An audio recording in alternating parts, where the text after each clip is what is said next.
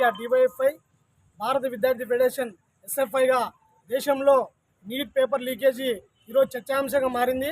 ఇది బీహార్లో ఈరోజు రుజువయ్యి 32 లక్షలకు నీట్ క్వశ్చన్ పేపర్ను అమ్మారని చెప్పేసి బయటకు వచ్చింది. అదేవిధంగానే ఈ నీట్ పేపర్ లీకేజ్ జరుగుతుంటే కన్నా కేంద్రంలో విద్యాశాఖ మంత్రి ధర్మేంద్రనాథ్ ఏం చేస్తున్నాడని చెప్పేసి ఈ మీడియా ముఖంగా మేము ఆయన ప్రశ్నిస్తున్నాము. తక్షణమే నీట్లో రాసిన విద్యార్థులకు అందరికీ న్యాయం చేయాలా. అదేవిధంగానే ఈరోజు లీకేజ్ జరిగిందనేది వాస్తవాలు బయటకు వచ్చాయి కాబట్టి తక్షణమే నీట్ ఎగ్జామ్స్ మళ్ళీ నిర్వహించాలా. అదేవిధంగానే ఈ నీటు పేపర్ లీకేజీపై సుప్రీంకోర్టులో కేసు వేశారు, అది నడుస్తుంది.